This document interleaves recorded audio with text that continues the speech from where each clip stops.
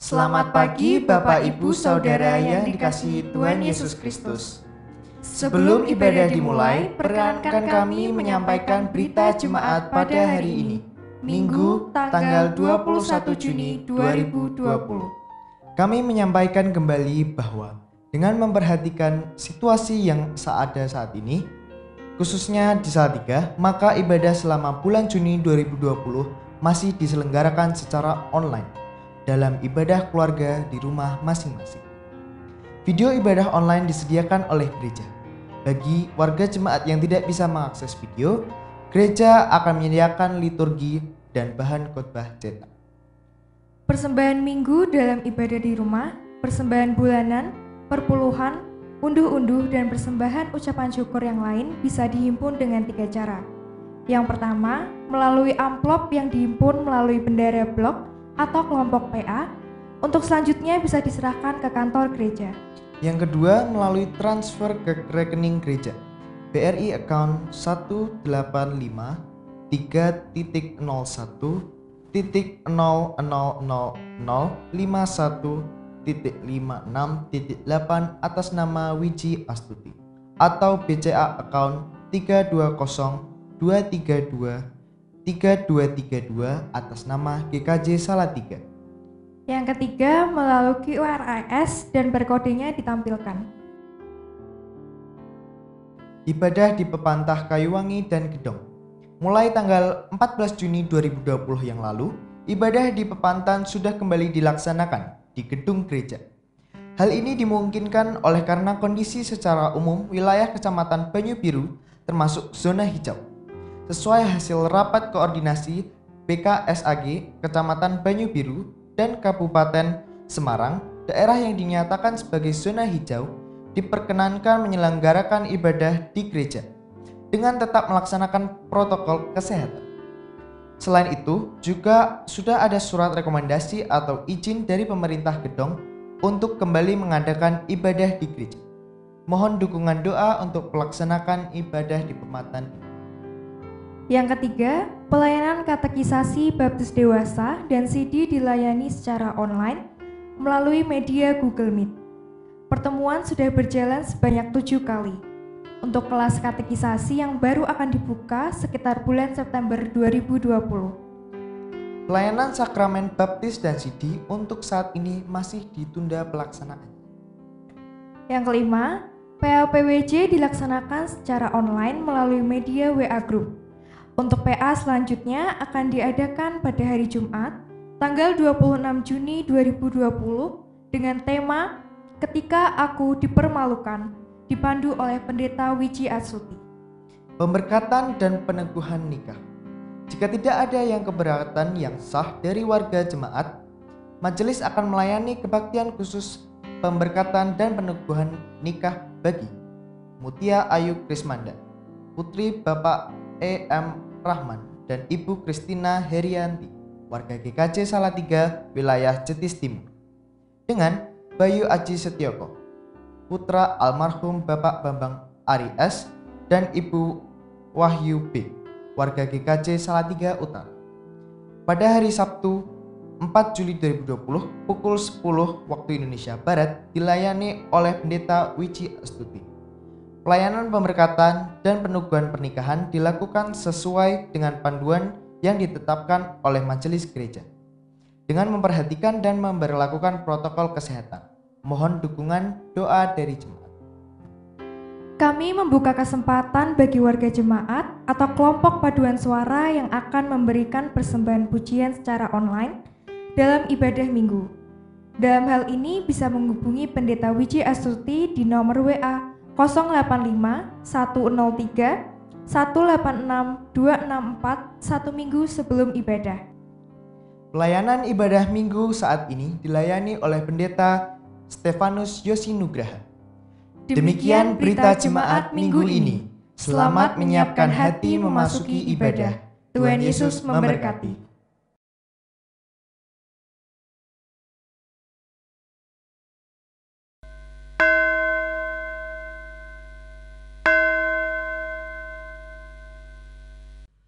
Umat yang dikasihi Tuhan, kasih Tuhan kembali memanggil kita untuk menjumpainya dalam sebuah ibadah.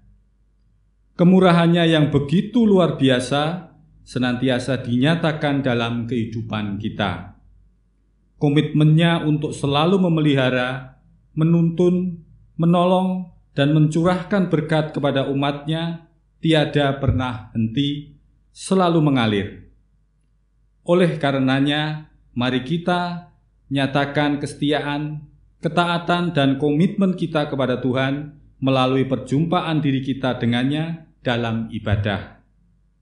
Maka dari itu, mari kita bersama-sama memuji Tuhan dengan menyanyikan PKJ 13 bait 1 dan 3.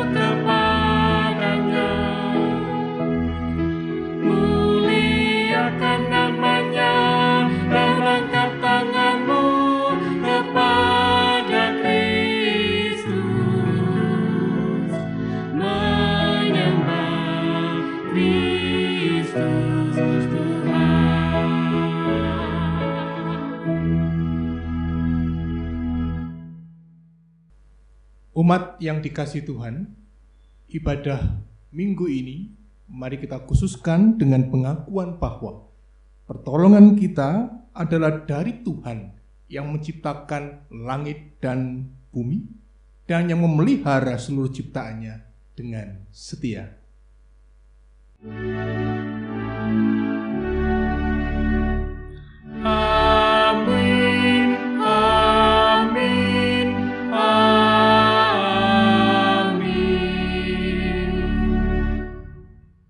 Anugerah dan damai Kristus ada pada saudara, kini dan selamanya. Minggu ini kita menggumuli sebuah tema, berani berkomitmen untuk hidup dalam Kristus.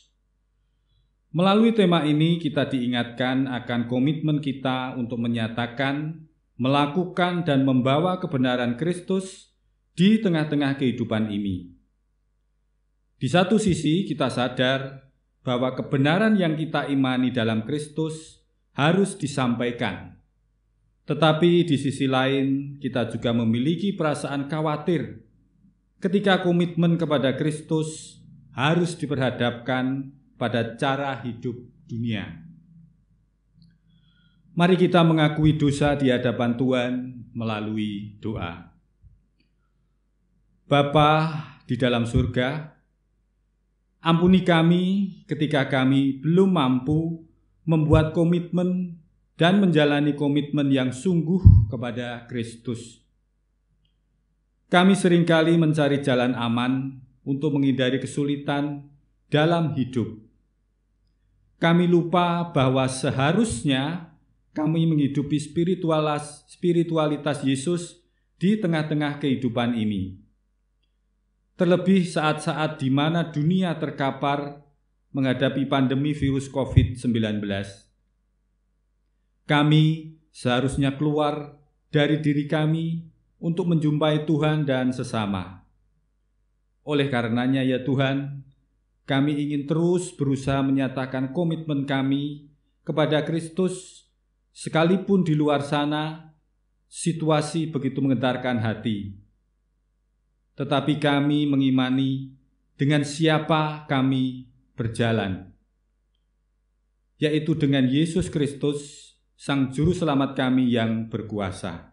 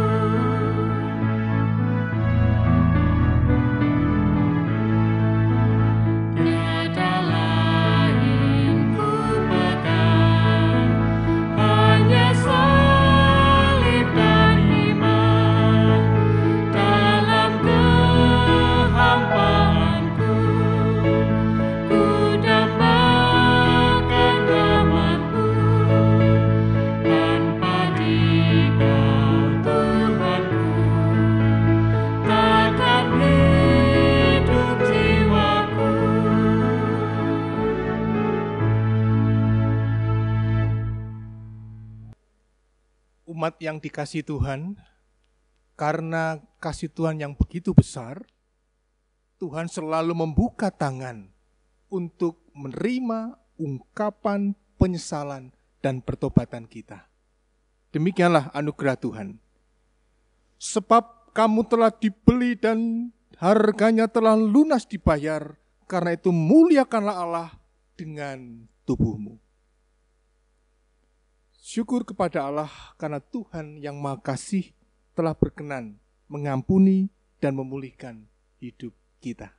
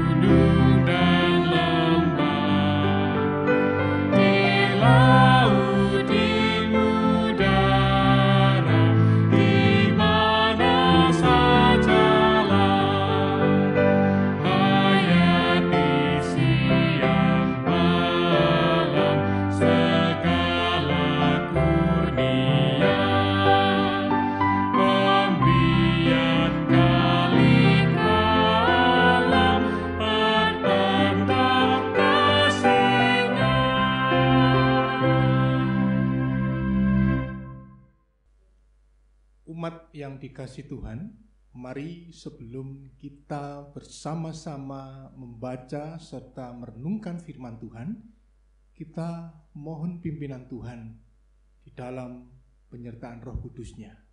Mari kita bersama-sama berdoa.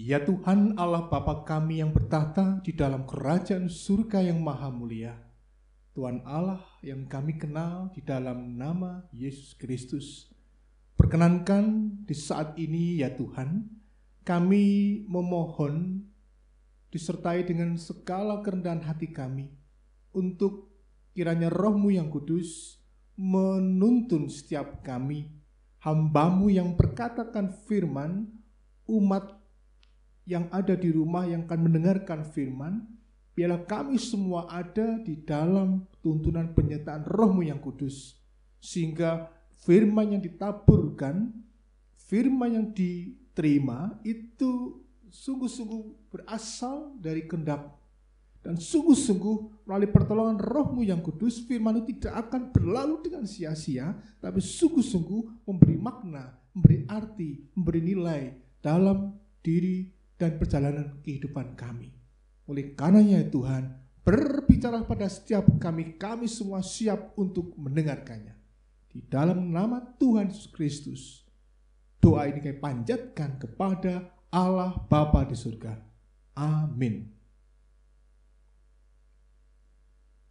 Umat yang dikasihi Tuhan Yesus Kristus, mari kita bersama-sama mempersiapkan diri kita untuk membaca serta menghayati kebenaran firman Tuhan. Umat yang ada di rumah yang sudah mempersiapkan Alkitabnya, mari kita membuka bersama-sama di dalam Injil Matius, pasalnya yang ke-10, ayatnya yang ke-24 sampai dengan yang ke-39. Injil Matius pasalnya yang ke-10 ayat 24 sampai dengan yang ke-39.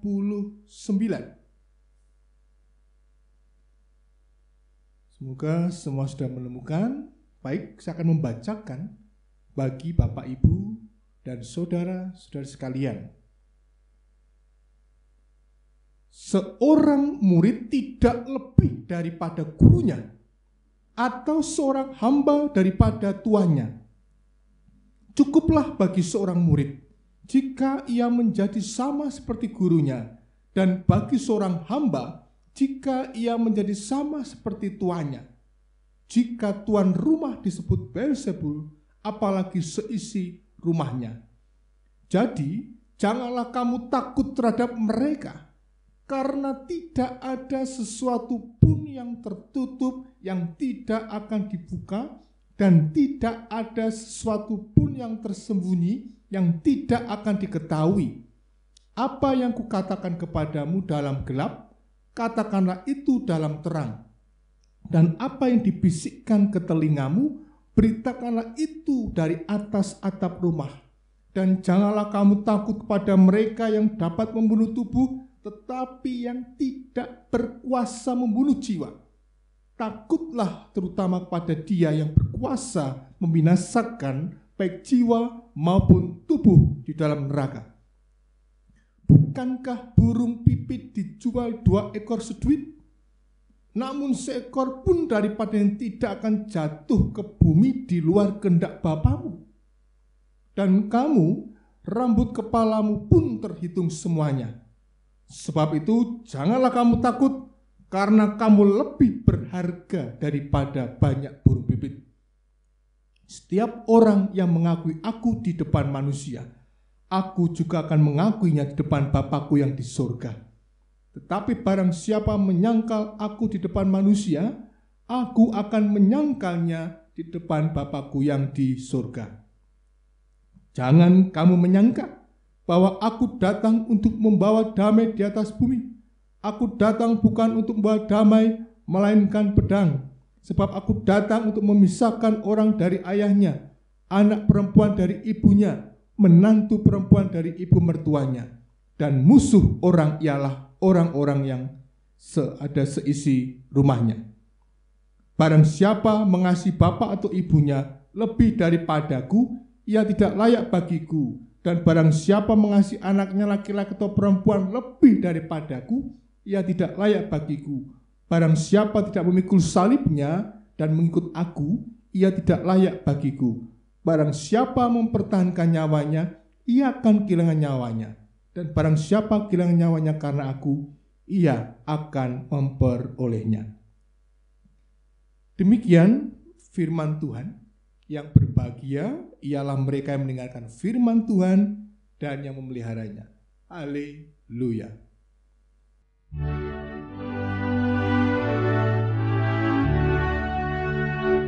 Haleluya, haleluya, haleluya.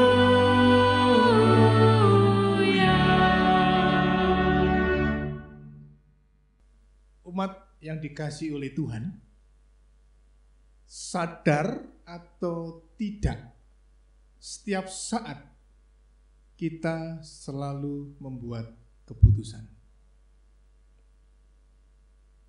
Dan setiap keputusan yang kita ambil, setiap keputusan yang kita jalankan, tentunya juga harus disertai dengan komitmen yang sungguh. Nah, berbicara soal komitmen, saya ingin mengkaitkan dengan kebijakan pemerintah, saudara. Ya, terkait dengan COVID-19. Beberapa minggu, bulan yang lalu, pemerintah mengambil sebuah keputusan di beberapa daerah untuk setiap daerah, beberapa daerah harus di lockdown. Dan ada pemerintah daerah di daerah yang lain mengambil keputusan di daerahnya diberlakukan PSBB. Kemudian pemerintah menghimbau warga negaranya untuk stay at home, tinggal di rumah. Namun, dalam perkembangannya, pemerintah akhirnya memutuskan untuk saya dan saudara kita semua masuk dalam sebuah fase new normal atau kenormalan baru dalam menghadapi pandemi COVID-19. Pertanyaannya adalah, mengapa pemerintah mengambil keputusan atau membuat kebijakan seperti ini? Kita siap memasuki new normal. Menurut pemahaman saya, Bapak, Ibu, dan saudara-saudara sekalian, tidak bisa tidak. Kita harus bergerak. Kita atau sesuatu harus terus berjalan. Tidak bisa stay terus, stagnan terus, tidak berbuat apa-apa.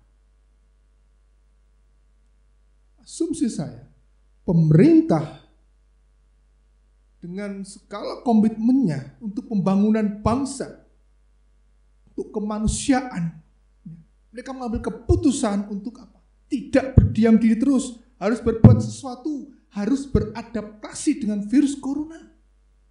Sehingga pemerintah mempersiapkan rakyat untuk masuk dalam new normal. Ada banyak pemberitaan di media sosial tentang komitmen pemerintah.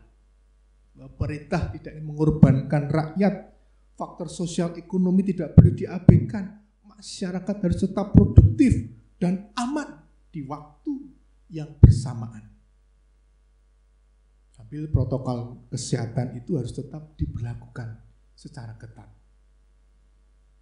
Nah, Bapak, Ibu, dan saudara-saudariku ini kasih Tuhan, kita bisa bayangkan dalam kehidupan bermasyarakat, dalam menata kehidupan rakyat, ternyata dibutuhkan sebuah komitmen.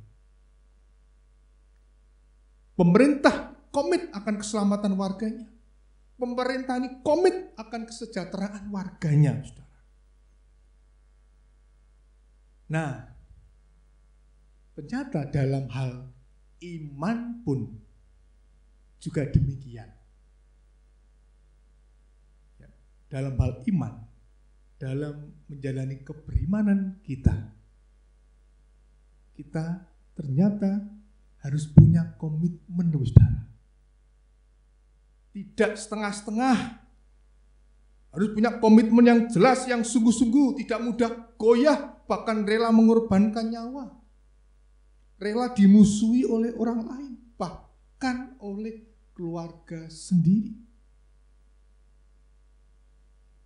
Beriman ternyata perwujudan dari sebuah komitmen pada nilai-nilai kebaikan dan atau kebenaran yang normatif dari Allah, bukan kebaikan kebenaran yang relatif berdasarkan perspektif masing-masing orang. Nah, dalam bacaan ini, saudara, dalam bacaan Injil Matius pasal 10 ayat 24 sampai dengan 39 ini, Tuhan Yesus juga menyampaikan sebuah penegasan soal apa? Soal komitmen dari setiap orang yang sudah mengambil keputusan untuk percaya dan mengikut Dia. Komit mengikut Yesus itu berarti mereka harus berani apa? Memikul salib, berani kehilangan nyawa. Bahkan penderitaan itu menjadi sebuah konsekuensi mengikut Yesus. Bapak, Ibu, dan saudara-saudari yang dikasihi Kristus, dalam bacaan ini bagi para murid yang sudah menyatakan komitmennya kepada Yesus Kristus, mereka mulai mendapatkan bekal, ya. Mereka mulai dipersiapkan oleh Sang Guru. Kurang lebih selama 3 tahun, saudara. Tuhan Yesus ini memberikan contoh, gambaran, karya pelayanannya. Masih menunjukkan seperti ini loh, gambaran kalian akan menjalankan tugas atau misi Allah di tengah-tengah dunia. Bahwa kalian, para murid, kan mendapat tugas misi menghadirkan kerajaan Allah yang membawa kepada keselamatan. Menghadirkan kerajaan Allah seperti apa? Menghadirkan kasih, keadilan, kebenaran, kebaikan, ya, anti diskriminasi, perhatian terhadap yang lemah dan yang miskin. Dan tentunya itu menghadirkan hal ini, menghadirkan semuanya ini selalu berisiko.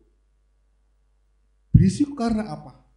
Ya karena misi Allah yang akan dibawa para murid tengah-tengah dunia itu sudah pasti akan bertentangan dengan apa yang diinginkan oleh dunia. Bertentangan dengan apa yang diinginkan manusia pada umumnya. Nah, ibaratnya begini, saudara.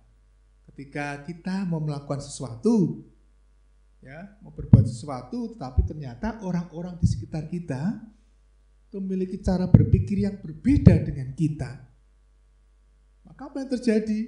Yang terjadi adalah apa yang kita kerjakan, yang kita lakukan sudah pasti akan bertentangan dengan mereka, akan ditolak.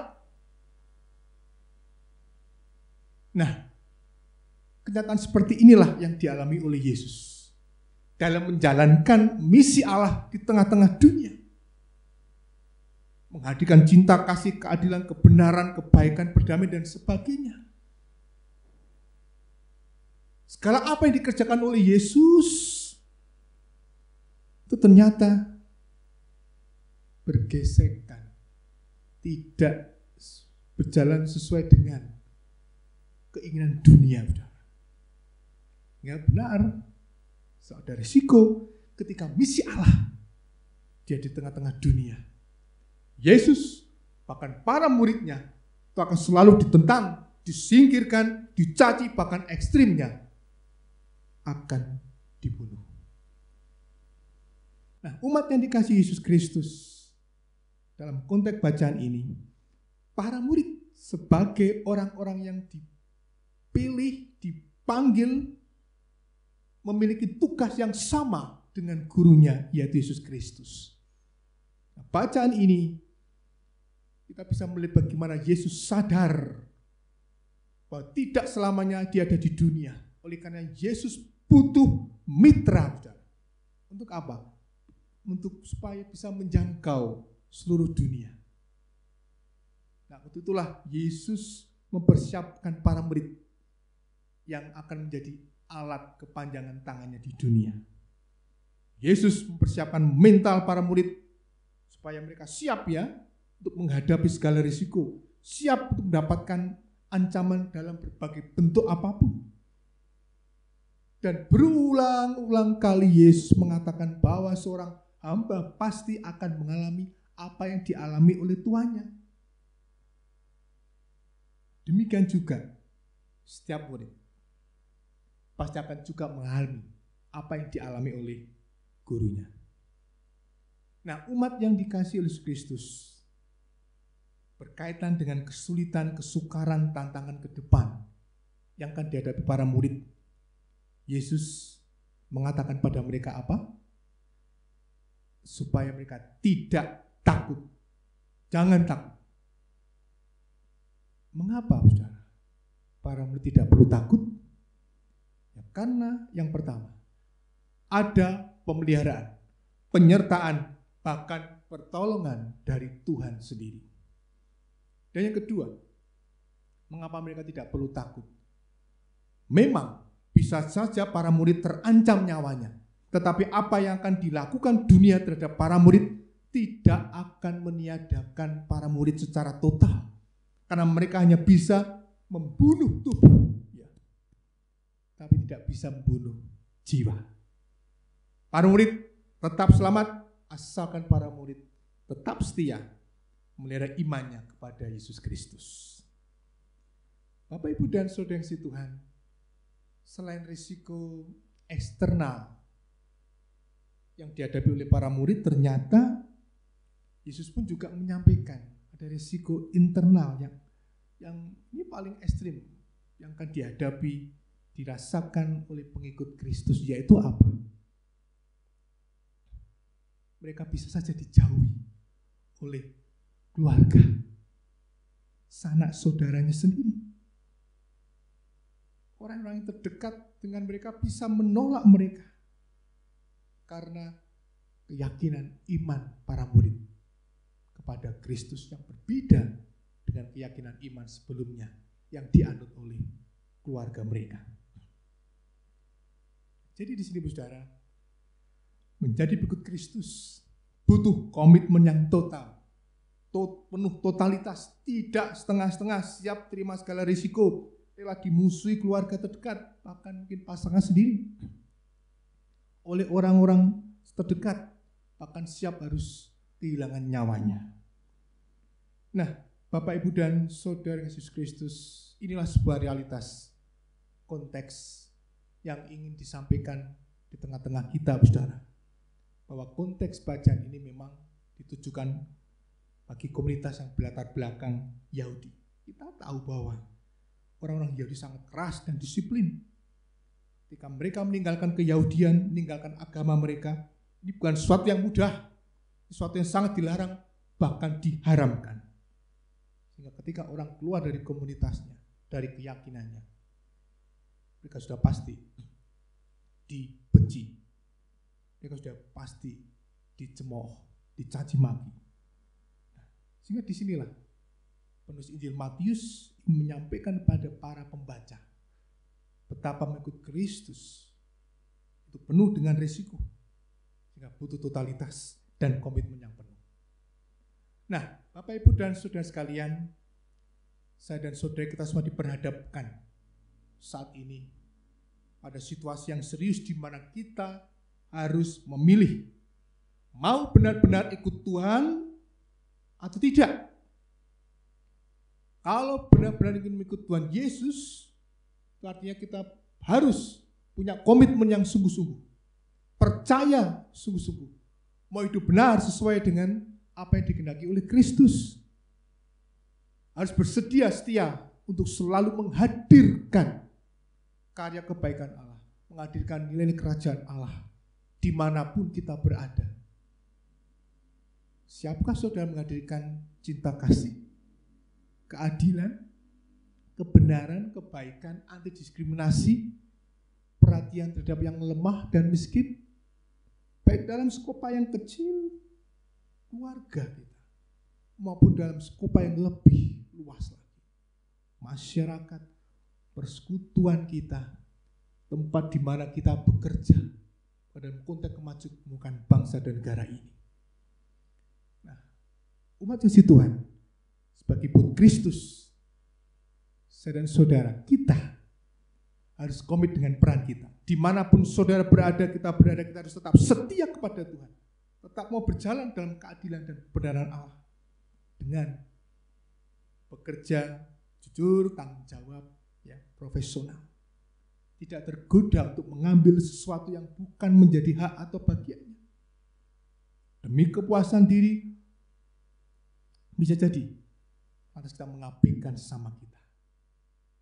Nah, komitmen kita pada Yesus juga tidak akan membuat kita menggadekan iman kita demi apapun, baik itu jabatan, kekuasaan, bisnis, wanita, pria, dan sebagainya. Mari kita belajar dari lingkungan keluarga kita masing-masing. Tidak usah yang daki-daki, mulai dari diri kita. Bagaimana kita menjaga komitmen kita. Mulai dari ayah, orang tua, ibu. Tunjukkan komitmen Anda kepada Kristus di tengah-tengah kehidupan keluargamu.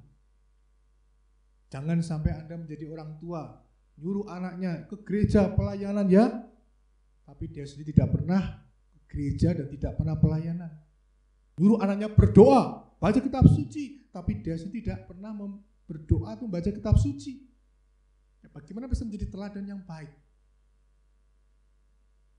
Suatu saat kita akan tidak ada di dunia ini. Tapi keteladanan kita akan terus hidup dalam sanubari anak-anak kita. Keteladanan tentang komitmen mengikut Tuhan Yesus Kristus. Nah, saudara, dalam kondisi pandemi COVID-19 ini, mari sebagai orang percaya juga harus komitmen terhadap protokol kesehatan. Komit terhadap apa yang ditetapkan oleh pemerintah. Komit untuk memakai masker, cuci tangan, jaga jarak, hindari keramaian, physical distancing, makan makanan yang bergizi dan olahraga. Kita harus komit dengan semuanya itu.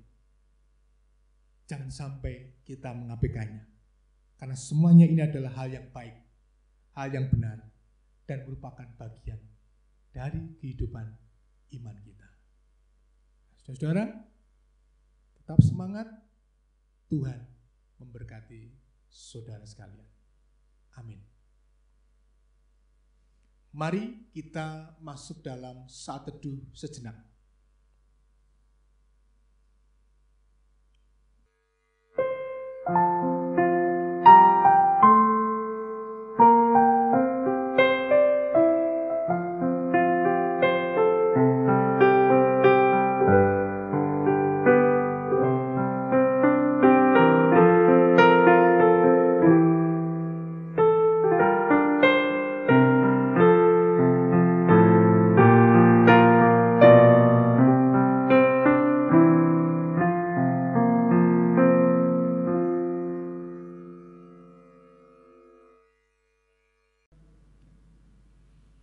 Umat kami ajak untuk bangkit berdiri. Bersama umat Tuhan di sepanjang masa, marilah kita mengucapkan pengakuan iman kita menurut pengakuan iman rasuli.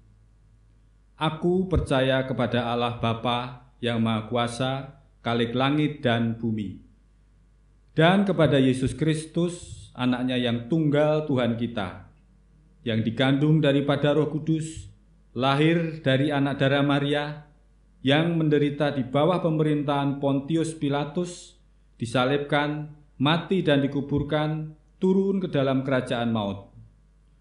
Pada hari yang ketiga bangkit pula dari antara orang mati, naik ke surga, duduk di sebelah kanan Allah Bapa yang Maha Kuasa, dan akan datang dari sana untuk menghakimi orang yang hidup dan yang mati. Aku percaya kepada Roh Kudus, gereja yang kudus dan am, persekutuan orang kudus, pengampunan dosa, kebangkitan daging, dan hidup yang kekal. Umat dipersilahkan duduk kembali. Umat yang saya kasih dalam Yesus Kristus, mari kita bersama-sama menyatukan pikiran dan hati kita untuk menaikkan doa-doa syafaat kita. Mari kita bersatu dalam doa. Bapa kami yang bertahta dalam kerajaan surga yang maha mulia, Bapa yang kami kenal dan yang kami sembah di dalam nama Tuhan kami Yesus Kristus. Sungguh kami bersyukur ya Bapa, jikalau pada saat ini kami boleh kembali beribadah. Kami boleh kembali disapa oleh kebenaran firman-Mu. Dan dalam kebenaran firman-Mu saat ini kami diingatkan, kami disadarkan bahwa sebagai pengikut Yesus Kristus, kami harus memiliki komitmen total, penuh totalitas, tidak setengah-setengah. Oleh karenanya ya Tuhan, kami mohon Engkau selalu memampukan kami dengan segala kemampuan yang kami miliki, talenta yang Tuhan berikan kepada kami, agar kami senantiasa dimampukan dapat melakukan tugas perutusan-Mu. Bapa kami yang di surga, saat ini kami juga ingin membawa pergumulan anak-anak-Mu yang sampai dengan hari ini, baik pribadi, keluarga, kami masih tetap menyelenggarakan ibadah keluarga di rumah dan mengikuti ibadah secara online. Bapa di surga, kiranya Roh Kudus selalu menolong kami, memberikan pengertian kepada kami betapapun kami beribadah di rumah, beribadah secara online, tapi itu tidak mengurangi otoritas Tuhan untuk hadir dalam kuasa, hadir dengan berkat-berkat Tuhan. Kiranya Tuhan, kehadiran-Mu senantiasa boleh tetap kami rasakan dalam pergumulan kami, dalam peribadatan kami di rumah dan juga peribadatan secara online. Bapa di surga, saat ini kami membawa untuk situasi kami di tengah-tengah situasi pandemi COVID-19, bahwa sebagai gereja kami berusaha untuk menjalani kehidupan ini dengan sebuah cara pandang yang baru, cara sikap hidup yang baru, di mana kami saat ini harus bersiap-siap untuk memasuki masa new normal, kenormalan yang baru. Kiranya Tuhan menolong kami sebagai gereja untuk saat ini dan ke depannya dapat mempersiapkan tidak hanya ibadah online, tapi ibadah offline yang lebih baik. Karena kami sadar ya Bapak bahwa ada banyak konsekuensi, ada banyak protokol-protokol yang harus kami persiapkan. Bapa kami di dalam nama Yesus Kristus, bahwa di tengah situasi pandemi COVID-19 ini, kami sebagai pribadi, sebagai warga jemaat, kami bergumul. Dan kami bergumul dengan profesi dan pekerjaan kami. Di mana tidak sedikit dari kami yang profesi dan pekerjaan kami yang hilang. Dan itu artinya bahwa tidak sedikit di antara kami yang kehilangan penghasilan. Oleh karena ya Bapak, tolonglah kepada setiap kami warga jemaat-Mu agar dibukakan jalan berkat. Diberikan cara pandang yang baru. Memiliki sikap hidup yang lebih kreatif lagi. Dan berusaha untuk mengubah mindset kami dari kebiasaan yang lama kepada kebiasaan yang baru. Mampukan kami ya Tuhan. Dan kami sebagai gereja Tuhan, kami punya kerinduan supaya saat ini dan selanjutnya ke depan kami bisa melayani jemaat sesuai dengan kebutuhan dan kondisi anggota jemaat masing-masing, khususnya dalam situasi pandemi COVID-19 dan dalam situasi memasuki masa new normal. Kami percaya Tuhan, Engkau akan menolong kami untuk mampu menghadapi setiap tantangan, khususnya di zaman ini.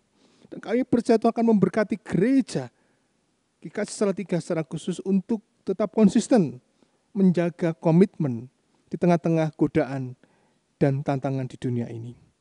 Bapa kami di surga, saat ini perkenankan kami juga membawa pergumulan saudara-saudari kami, kasepuhan kami, warga GKJ Salatiga yang sampai dengan hari ini masih diperhadapkan pada kelemahan tubuh, sakit, penyakit, baik yang berada di rumah maupun dirawat di rumah sakit. Kami berdoa ya Tuhan untuk Bapak Heri Swasono, Bapak Ngasri, Ibu Suroto, Bapak Iswartono, Ibu Sumyakno, Bapak Niko, Elkana, Bapak dan Ibu Marwoto, Bapak Edi Sugianto, kemudian Ibu Widi Raharjo, kemudian Ibu Susilo, Bapak Nugroho, Ibu Sarjono. Kemudian juga kami membawa untuk anak dari Ibu Sita dan Bapak Gayu, cucu dari Ibu Puspa, warga Jedus Barat wilayah 1, ya Tuhan Ananda Nanta, kemudian Ibu Sri Priyatmi, kemudian kasepuhan kami Ibu Daru Karyono. Bapa di surga, ke dalam tangan-Mu kami menyerahkan seluruh keberadaan mereka. Kami mohon kiranya Tuhan berkenan menguatkan hati, memberikan penghiburan, penguatan, serta pemulihan atas kondisi mereka. Dan keluarga yang merawat, kiranya Tuhan berikan anugerah kesehatan dan juga kesabaran. Bapa di surga, kami juga membawa untuk pergumulan keluarga besar almarhumah Ibu Titik Hendrik, wilayah Kemiri. Tuhan kiranya menolong, menyertai, khususnya Bapak Hendrik beserta dengan anak-anak, untuk bisa menghilangkan rasa kedukaan sedikit demi sedikit dan belajar bagaimana menyerahkan untuk pergumulan kehidupan bersama dengan Tuhan. Sehingga dengan demikian mereka akan bisa menikmati perjalanan hidup mereka sekalipun tanpa kehadiran istri, tanpa kehadiran ibu yang mereka kasihi. Bapa kami di surga, kami juga berdoa untuk situasi di negeri ini yang terguncang karena pandemi COVID-19 ini Tuhan. Berkenan kami berdoa untuk tenaga medis, untuk para dokter, kiranya Tuhan melindungi dan memberkati mereka, agar mereka dengan segala kemampuan mereka dapat menolong para pasien COVID-19.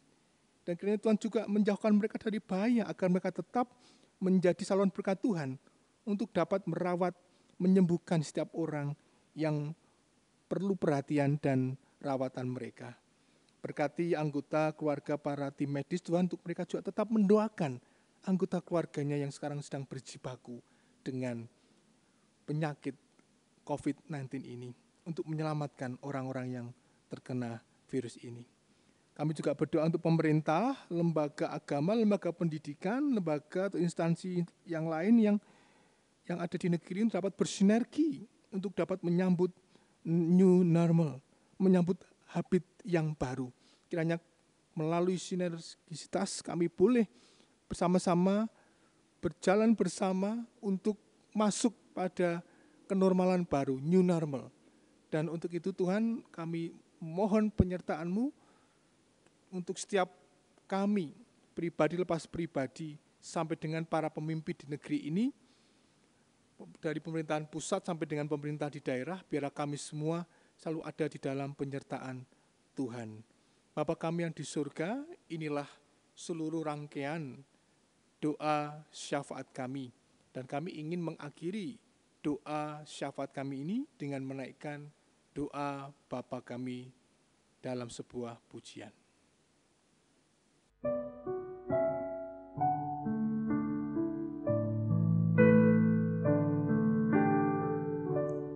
Bapa kami yang ada di surga,